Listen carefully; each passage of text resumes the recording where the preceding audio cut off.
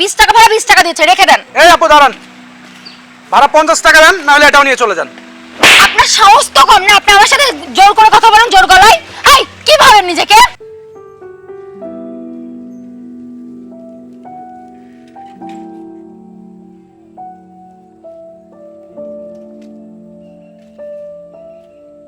কয় টাকা দিচ্ছেন আপু?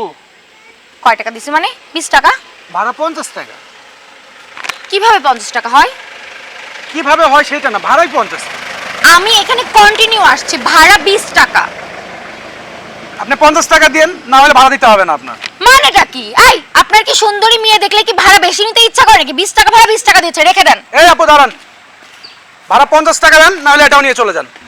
আপনার সাহস তো কম না, আপনি আমার সাথে জোর করে কথা বলেন, জোর গলায়। এই কি ভাবেন নিজেকে? আপনারা গরিব মানুষের উপরেই পারেন যত অত্যাচার করতে। যেটা ভাড়া সেটা দিয়েছি, তারপর বড় বড় কথা কিসের? না, আপনি ভাড়া যেটা সেটা দেননি।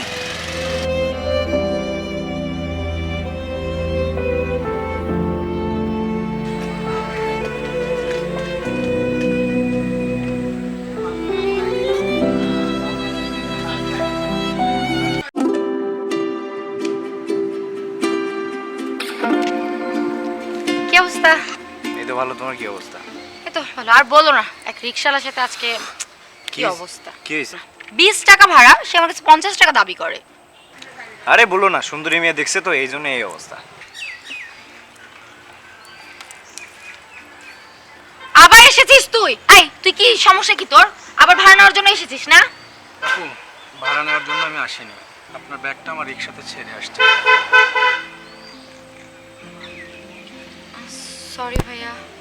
না আসলে ঠিক আছে, আমি যাই তাহলে। এক মিনিট। কিছু না মনে করলে এটা একটু রাখেন না প্লিজ। আপা, টাকাটা আমার লাগবো না, তাই একটা কথা কই, আমরা গরিব রিক্সা চালক হইতে পারি কিন্তু লোভী না। আমরা আমাদের ন্যায্য পারিশ্রমিকটাই নেই, এর বাইরে কোনো টাকা নেই না। আমি যাই আপা।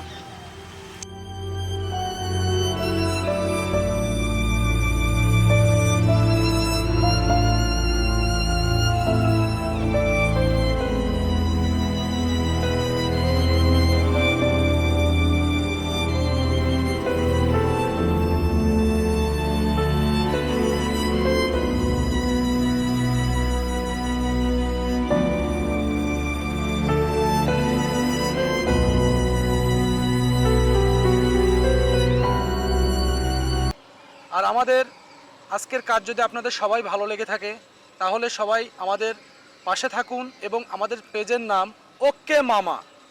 আশা করি সবাই আপনারা আমাদের পেজে ফলো দিয়ে পাশেই থাকবেন। ওকে মামা।